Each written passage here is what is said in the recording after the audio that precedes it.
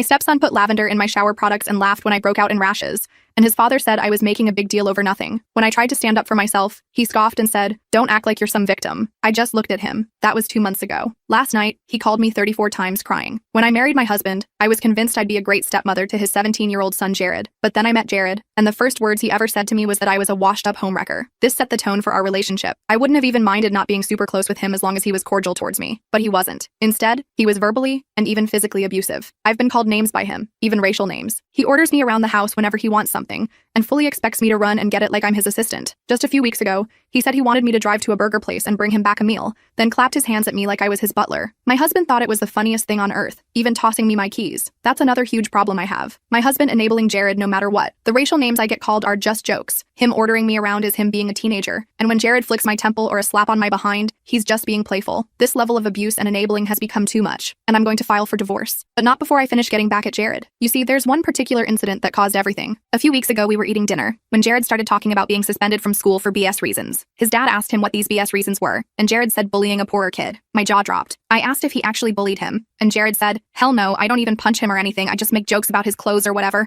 It's not my fault he's broken sensitive." My eyes went wide, but right as I was about to say something, his dad interjected. "Really? They're giving out to you over some jokes you made at some ugly poor kid. School is too soft nowadays, you gotta harden kids up." I was gobsmacked. I wanted to stay silent, but I couldn't. So I spoke up and said, "Funny of you to say you need to harden kids up when Jared is the most spoiled kid I've ever met." I was immediately shot daggers by my husband, and Jared yelled at me, "What the F did you just say?" We got into a heated argument which ended with my stepson flipping his chair and leaving the table. My husband proceeded to blame me for Jared's reaction. That was my nail in the coffin. I started researching divorce lawyers. But then something happened, and although it made me more sure of divorce than ever, it also made me want to stay around just a little bit longer, because what I did to Jared without him even knowing was so funny, it was worth enduring the abuse. To understand what I mean, you need to understand, I am allergic to lavender. My skin breaks out if it makes contact with it. I get painful rashes that last weeks. I went to shower the day after our argument, and at first all was good, but then my body became very itchy. I kept getting more and more sore, until I was forced to get out of the shower, dry myself off and check what was wrong, and almost instantly after getting out, my skin started breaking out into hives and rashes. I knew what they were immediately as I know what lavender does to my body, but I couldn't for the life of me figure out why there was lavender in my body wash. I checked the bottle and it was clear. I did research on the product and found no lavender anywhere. I was walking to my room extremely puzzled when I noticed my son's room door was open, and something on his table caught my eye. It was purple. I went over to inspect it, and my heart sank. It was dried lavender. He had left it out in plain sight for me to see, almost as if he was taunting me, taking pride and even joy in what he did. He was mocking what he had just done to me. It was at this exact moment the last remnants of my marriage died. I know I probably should have said something, but when my husband and stepson came home later that day, I didn't say a word. In fact, I wasn't even going to do anything about it, until my stepson mockingly asked why I was wearing long-sleeve shirts and had hives on my neck. I don't know why, but that snarky comment triggered something inside me. I became determined to go out with a bang. You see, Jared is heavily lactose intolerant, and if he wants to play the allergy game, I was more than willing. That same day, I started sneaking dairy into his meals, and I've been doing so ever since. His school lunches, which are usually dairy-free, somehow end up containing cheese. His dinners are now magically cooked in butter, and milk always mysteriously finds its way into his breakfast. And because of this, Jared is going crazy. He's constantly in the bathroom, constantly feeling nauseous, and has even become scared of all food as he's convinced his body is giving up on him. Neither of them suspect me, and just last week I heard them arguing about how much toilet paper Jared is using. Unfortunately for me, they went to the doctors after a few days, and that's when everything started going downhill. David and Jared left for the doctor around 2 p.m. I paced the house, cleaning nervously and checking my phone every few minutes. They were gone for hours. I started to panic, imagining them talking to the doctor about food tampering. I mentally rehearsed explanations and excuses. The longer they were gone, the more scenarios I imagined, from them coming home with police officers to David demanding a divorce on the spot. When I heard the garage door open around 6 p.m., I quickly sat down with a book, trying to look casual. They walked in with serious expressions. My heart was pounding so hard I could hear it in my ears. David looked at me suspiciously while Jared glared. They knew something, but instead of confronting me, they went into the kitchen and started whispering. The tension in the house was palpable, like electricity before a storm. I pretended to read my book while straining to hear their conversation. I caught fragments like "could be" and "check the food" and "watching her." My stomach dropped. They suspected me but didn't have proof yet. They were planning to catch me in the act. I realized I needed to be more careful, or perhaps stop altogether before this escalated even further. I'm sitting here now, writing this while they're both asleep. The doctor gave Jared some medication and told him to keep a food diary. They're planning to run more tests next week if things don't improve. I know I should stop. This whole revenge plan was stupid and childish, but part of me wants to keep going just to make Jared understand how it feels to be uncomfortable in your own home. Tomorrow morning, I need to decide, do I stop and hope they never figure it out, or do I continue and risk getting caught? Either way, I'm still researching divorce lawyers. This marriage was a mistake from the beginning. I just never realized how bad it would get. Update. It's 6 a.m. now. I just watched David sneaking around the kitchen, checking the refrigerator and cabinets. He was examining all the lactose-free products, probably looking for signs of tampering. He almost caught me watching from the hallway. I ducked into the bathroom quickly. I need to be more careful about where I store my dairy weapons if I decide to continue. I feel torn. On one hand, what I'm doing is wrong. On the other hand, they've both been awful to me, and no one else is on my side. David's family thinks he's perfect, and my own family lives across the country. I have no support system here. Maybe making Jared temporarily uncomfortable is the only way to get through to him before I leave for good. The divorce lawyer I contacted on April 7th has an opening in 2 weeks. I'm going to take it. In the meantime,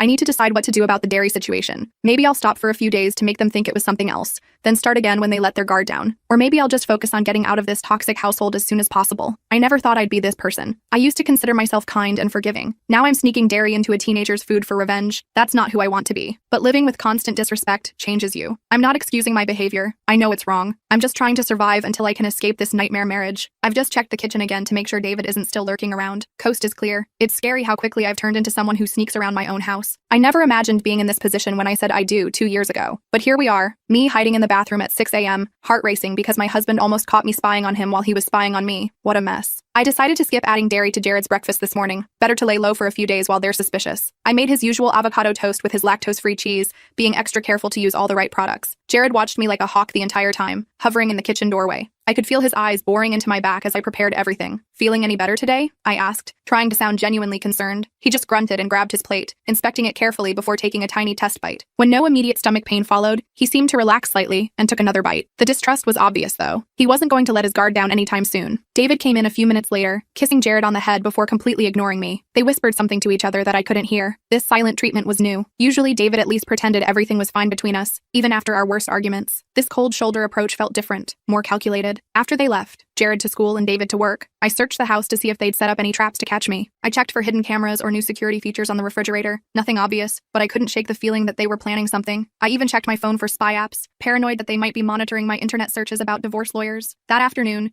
I received a text from David saying he and Jared would be late because of a follow-up appointment with the gastroenterologist. This was news to me. They hadn't mentioned a second appointment so soon. My anxiety spiked again. What if the doctor had somehow identified dairy as the culprit already? I spent the entire afternoon stress cleaning and rehearsing my defense. When they finally came home around 7 p.m., Jared went straight to his room without a word. David lingered in the kitchen where I was preparing dinner. He leaned against the counter, watching me chop vegetables with an unsettling intensity. The doctor thinks Jared might have developed some new food sensitivities, he said casually. Recommended we keep a detailed food log and maybe install a camera in the kitchen to see if we can identify what's triggering these episodes. My knife slipped, nearly cutting my finger. A camera? Isn't that a bit extreme? David shrugged. If it helps Jared feel better, nothing's too extreme. Don't you agree? The threat was thinly veiled. He was letting me know they were closing in. I nodded weakly and continued chopping, my hands slightly shaking. A camera would definitely catch me if I continued my dairy revenge. The game was changing. That night, I lay awake listening to David snore beside me. Our marriage had deteriorated so quickly. I remembered our honeymoon in Maui last summer, how he'd been so attentive and loving. When had things changed? Was it gradual, or had he been wearing a mask the entire time? I knew I needed to accelerate my escape plan. This house was becoming a psychological battleground, and I was outnumbered. The next morning, I checked our joint bank account and was shocked to discover David had withdrawn a significant amount yesterday. Nearly $5,000 was gone. When I casually mentioned it over breakfast, he dismissed my concern. Just needed some cash for Jared's medical stuff. Why, are you keeping tabs on me now? I backed down immediately, but internally, alarm bells were ringing. Was he already moving money around in anticipation of a divorce? I made a mental note to mention this to the lawyer when I saw her. I needed to protect what little financial independence I had left. The 3-story colonial we lived in was starting to feel like a prison. Each creaking floorboard and slammed door set my nerves on edge. The spacious kitchen with its granite countertops and stainless steel appliances,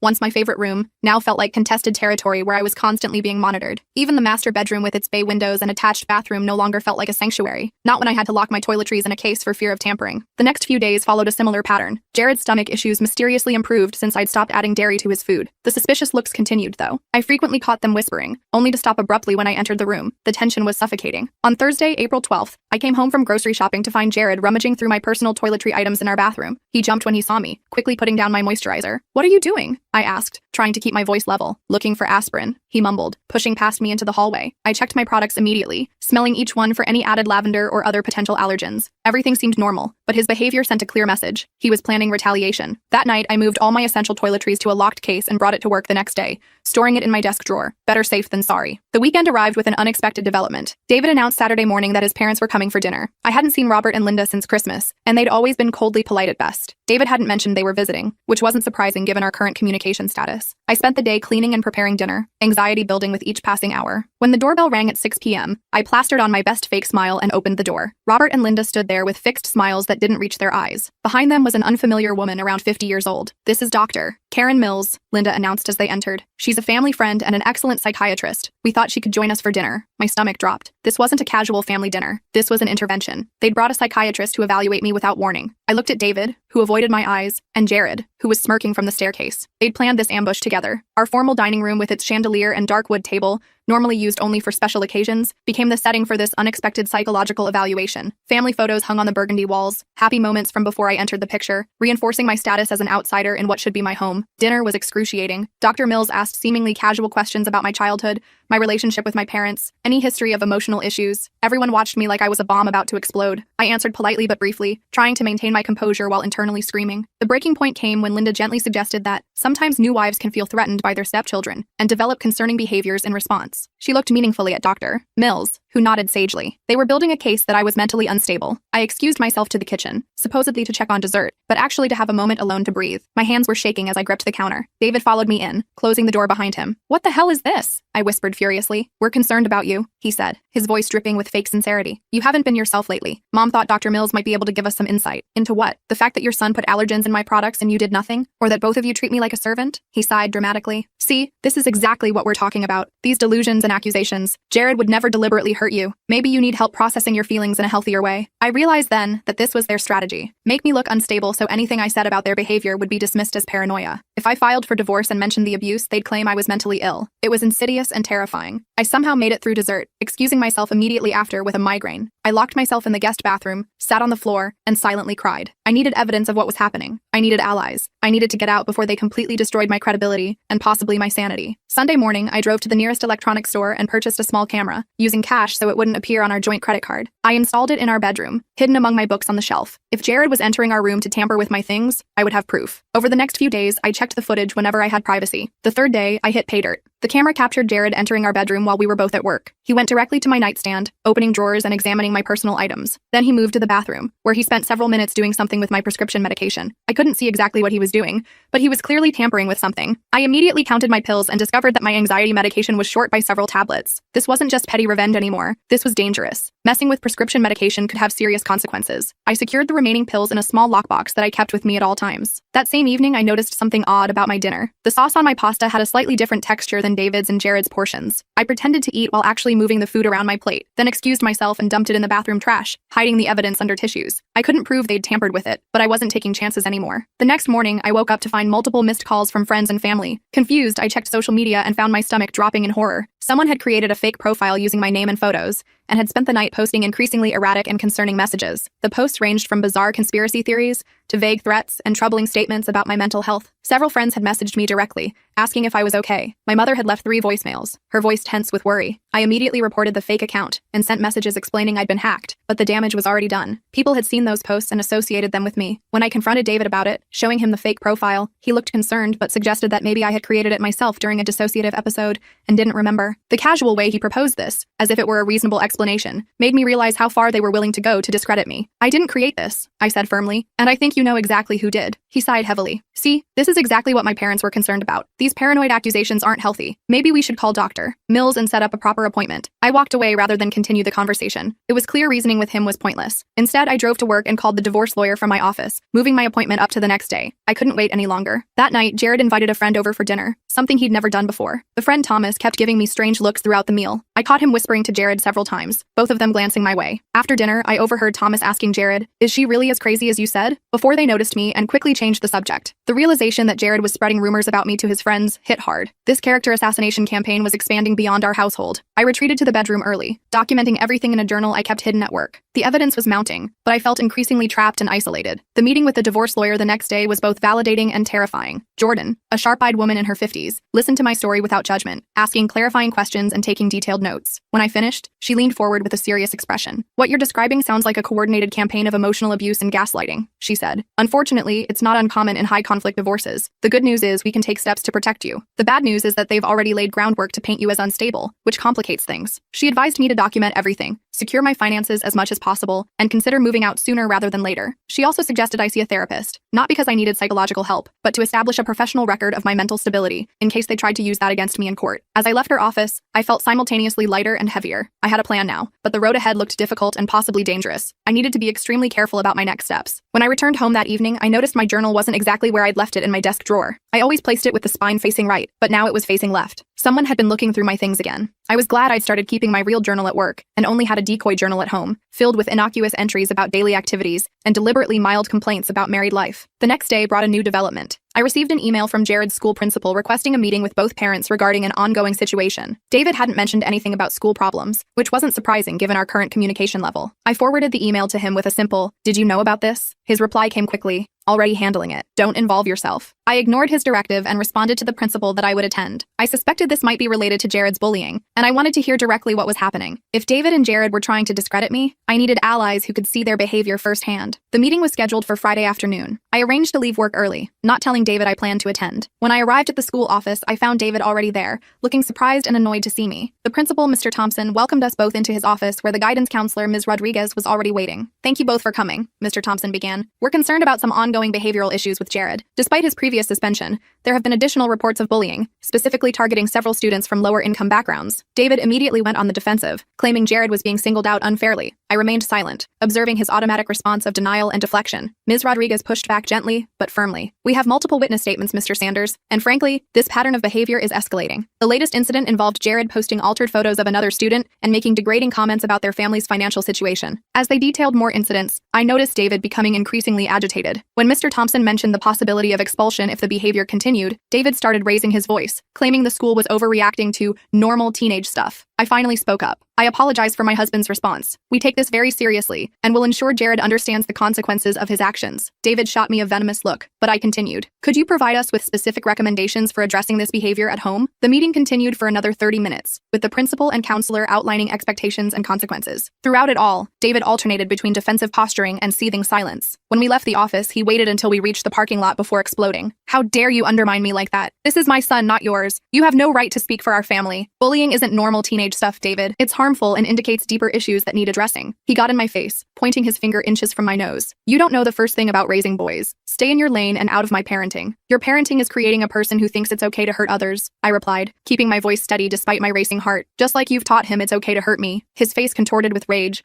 and for a moment, I thought he might actually hit me. Instead, he spat on the ground near my feet and stormed off to his car. I stood shaking in the parking lot, realizing this confrontation had just accelerated everything. There was no going back now. That night, David didn't come home. He texted only to say he was staying with a friend to cool off. Jared was at his grandparents' house, so I had the place to myself for the first time in months. The silence was both relieving and eerie. I used the opportunity to secure more of my personal belongings and important documents. I packed a go bag with essentials in case I needed to leave quickly and hid it in my car trunk. I also withdrew some cash from my personal account and contacted a few friends to see if I could stay with them if necessary. Around midnight, I received a text from an unknown number. "We know what you did to Jared's food. Evidence has been collected. Prepare for consequences." My blood ran cold. I couldn't be certain who sent it, David, Jared, or even Linda, but the threat was clear. They were escalating their intimidation tactics. I screenshotted the message for my records and tried to sleep with a chair propped against my bedroom door. The next morning, I called in sick to work and went straight to my lawyer's office with the threatening text. Jordan advised me to file for a temporary restraining order based on the escalating hostility and documented threats. She seemed particularly concerned about the mention of consequences. "This isn't just about divorce anymore," she explained. "We need to ensure your physical safety while we proceed." I spent most of the day completing paperwork and providing statements. By late afternoon, I had a temporary order prohibiting David from threatening or contacting me except through our lawyers. It wasn't comprehensive protection, but it was a start. When I returned home to collect more of my things, I found David waiting in the living room. My heart nearly stopped. He held up his phone, showing the restraining order notification. "Really? This is how you want to play it?" His voice was eerily calm, which frightened me more than his shouting. "You sent me a threatening text," I replied, staying near the door. "And you've been helping Jared torment me for months. I'm protecting myself." He laughed coldly. "Prove it was me who sent that text. Prove any of your crazy accusations. All you're doing is showing everyone how unstable you really are." "I'm leaving now," I said, trying to keep my voice steady. "The restraining order says you need to stay away from me. This is my house. You're the one who needs to leave." He stood up, blocking the path to the bedroom. "But go ahead. Call the cops. Let's see who they believe. Me or the woman who's been tampering with a minor's food and having paranoid delusions." I realized with horror that he was right. I had no proof of their behavior,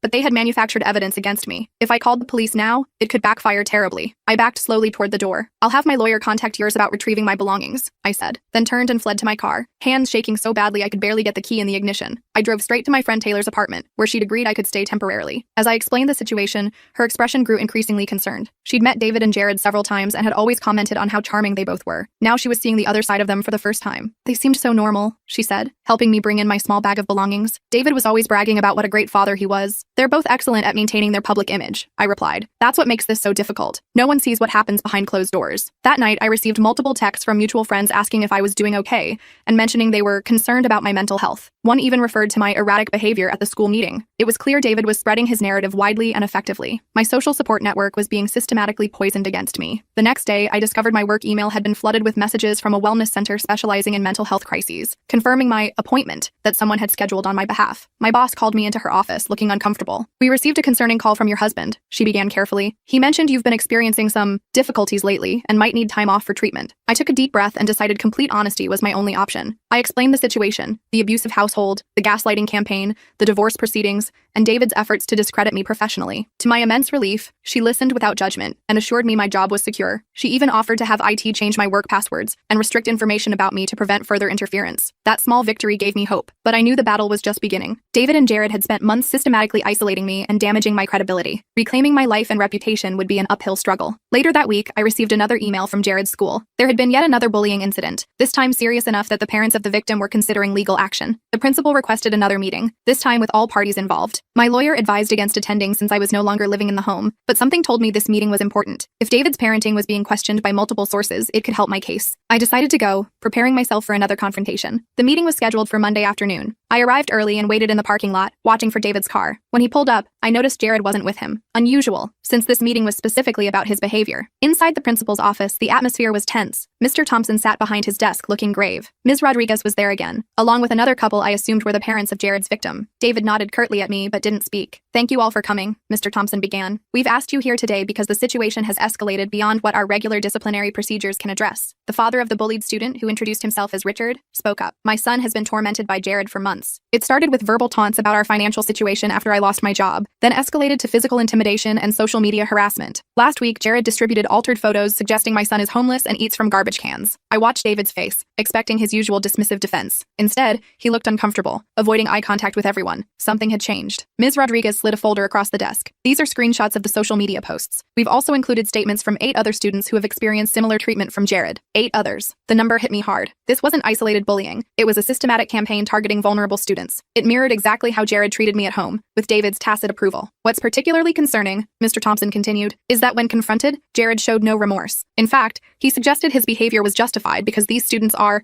in his words, losers who need to learn their place." Richard's wife, who had been silent until now, spoke up. "Our son has developed anxiety so severe he can't sleep. He's afraid to come to school. No child should live in fear like this." David finally spoke, his voice lacking its usual confidence. "I understand your concerns. I've spoken with Jared about this behavior before." "Have you?" I interrupted, unable to contain myself. "Because at home, you've consistently reinforced that this type of behavior is acceptable. You've called it normal and said other kids need to harden up." The room fell silent. David glared at me while the others looked between us, sensing the deeper conflict. Mr. Thompson cleared his throat. "In light of this pattern of behavior and Jared's unwillingness to acknowledge its impact, the school board has decided on expulsion. This decision is final." David's face flushed with anger. "You can't do that. He's in his senior year." "We can and have," Mr. Thompson replied firmly. "The safety of our student body is our priority. Jared will need to complete his education elsewhere." As the meeting continued, arrangements were discussed for Jared's academic transition. Throughout it all, I observed David's growing agitation. The carefully constructed image of his perfect family life was crumbling, and he clearly blamed me for it. When the meeting ended, David cornered me in the hallway, keeping his voice low but intense. "You've ruined everything. Are you happy now? First you try to poison my son, then you get him expelled. This ends now." Before I could respond, Richard approached us, having overheard David's comment. "Excuse me, but your son ruined my child's sense of safety and self-worth. If anyone's responsible for his expulsion, it's Jared himself." He turned to me. "Thank you for speaking up in there. It's clear this behavior has been enabled for too long." David stormed off, leaving me with Richard and his wife. They asked about my situation, sensing the obvious tension. I shared a simplified version of recent events, and they exchanged knowing glances. "We've been documenting everything for a potential lawsuit," Richard explained. "If you need support for your divorce proceedings, we'd be willing to provide statements about what we've observed of their behavior." I nearly cried at this unexpected allyship. After feeling isolated and disbelieved for so long, having someone validate my experience was overwhelming. We exchanged contact information before parting ways. As I drove back to Taylor's apartment, I reflected on how dramatically things had shifted in just a few weeks. From secretly adding dairy to Jared's food in a petty revenge scheme, I now found myself in the midst of legal proceedings with unexpected allies emerging. The situation had escalated beyond anything I could have anticipated. That night, I received a voicemail from Linda, David's mother. Her voice sounded different, less confident, more hesitant. We need to talk," Some things have come to light that, well, Robert and I are concerned. Please call me back when you can. I played the message for Taylor, unsure whether to trust this apparent olive branch. It could easily be another trap. Call her back, but be careful what you say, Taylor advised. Record the conversation if you can. I followed her suggestion, enabling call recording before returning Linda's call. She answered on the first ring. Thank you for calling back, she began, her usually crisp voice sounding tired. Robert and I have been doing some thinking since the expulsion. We've also spoken with Richard and Ann Clark, the parents from the meeting. They shared some concerns that match things you've mentioned before. I remained silent, waiting for her to continue. We found something in Jared's room at our house, she said hesitantly. I was cleaning and discovered a journal where he's written some disturbing things about the bullying, about you, about plans for what he calls revenge. Robert thinks we should show it to you. My guard immediately went up. This sudden change of heart seemed suspicious after months of them treating me like I was the problem. Why the change of perspective? I asked cautiously. Linda sighed. The Clarks described behavior we've actually witnessed ourselves but dismissed. And the journal entries, they're genuinely concerning. I'm starting to think we may have been supporting the wrong narrative. We arranged to meet the following day at a public cafe. I informed my lawyer about the meeting,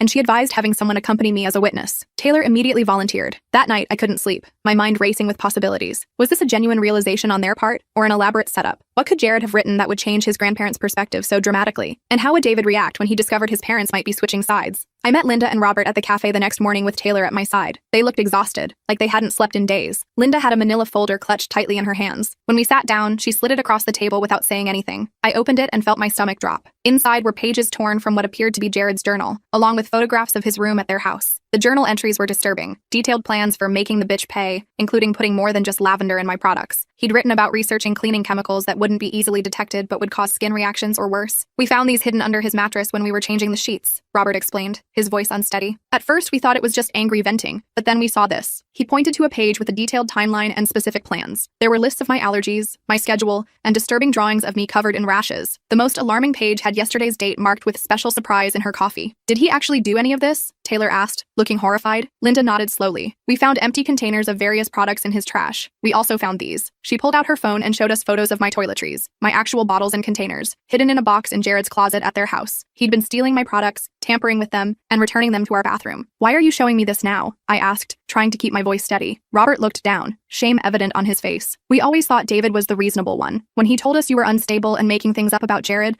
we believed him because he's our son. But after the school meeting and talking to those other parents, we started noticing things, Linda continued. The way Jared talks about people, the way David dismisses serious concerns, then finding these, she gestured to the journal pages. We couldn't ignore it anymore. I felt a complex mix of validation and horror. Finally, someone believed me, but the evidence was far more disturbing than even I had imagined. This wasn't just bullying or petty revenge. These were potentially dangerous plans. Have you shown these to David? I asked. They exchanged uncomfortable glances. We tried, Robert admitted. He said Jared is just processing his anger in a healthy way, and that we're overreacting. He accused us of taking your side against family. That sounded exactly like David. In his world, any criticism was a betrayal, and loyalty meant enabling bad behavior. We're worried, Linda said quietly. Not just for you, but for Jared too. This level of anger and calculation isn't normal. He needs help, not encouragement. I thanked them for coming forward and asked to keep the copies of the journal pages. They agreed and also offered to speak to my lawyer if needed. As we parted ways, Linda hugged me awkwardly, our first genuine interaction since I'd met her. Taylor and I drove straight to my lawyer's office with the new evidence. Jordan examined everything carefully, her expression growing increasingly concerned. This changes everything, she said finally. These aren't just the angry scribblings of a teenager. There's clear intent to cause harm here. She looked up at me. We need to file for an emergency protection order against both Jared and David immediately. I spent the next 3 hours giving statements and filing paperwork. By late afternoon,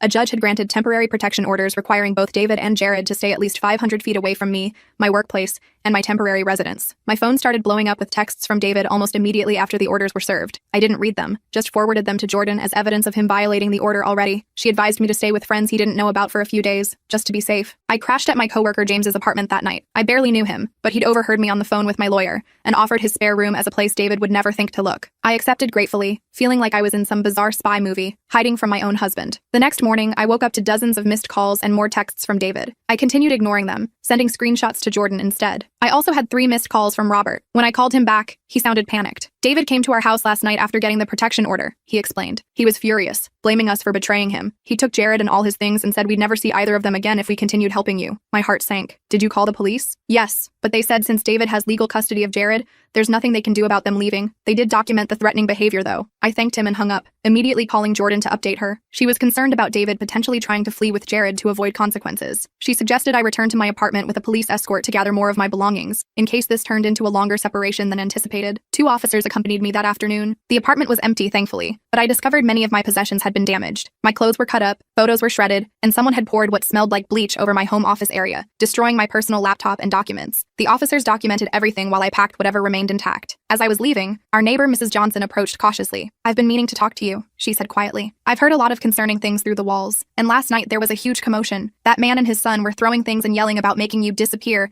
if you continued with the legal case." I asked if she'd be willing to make a statement, and she agreed immediately. She'd apparently been documenting disturbances for months, including dates and times. Another unexpected ally emerged from a situation I thought I was facing alone. Over the next week, more evidence accumulated. 3 of Jared's former friends, including Thomas, came forward with text messages where Jared had explicitly discussed plans to teach me a lesson for disrespecting him and his dad. The texts included references to putting chemicals in my food and toiletries that would make me really sick, but looked like she's just crazy. Jordan filed for an emergency hearing based on the mounting evidence and witness statements. The judge scheduled it for the following Monday. David was required to appear with Jared, and the court would determine whether the temporary protection orders should be made permanent. The weekend before the hearing was agonizing. I stayed at a hotel under a different name, jumping at every noise and checking the locks repeatedly. Jordan had advised me to be especially cautious since David hadn't been seen at work or their apartment for several days. Monday morning arrived with a strange sense of both dread and relief. This would finally come to a head, one way or another. I arrived at the courthouse with Jordan and Taylor, both providing moral support. Robert and Linda were already there, looking nervous but determined. When David and Jared finally appeared with their lawyer, I felt physically ill. David looked surprisingly put together and calm, while Jared had clearly been coached to appear innocent and victimized. They both wore suits and subdued expressions, the picture of respectability. The hearing began with Jordan presenting our evidence, the journal entries, witness statements, the documented pattern of abuse and retaliation. David's lawyer tried to paint me as a vindictive, unstable woman who had been abusing Jared by tampering with his food. He even had medical records showing Jared's lactose intolerance episodes. I hadn't expected them to actually prove the dairy incidents, and my stomach dropped. Jordan had warned me this might come up and had prepared accordingly. When it was her turn to respond,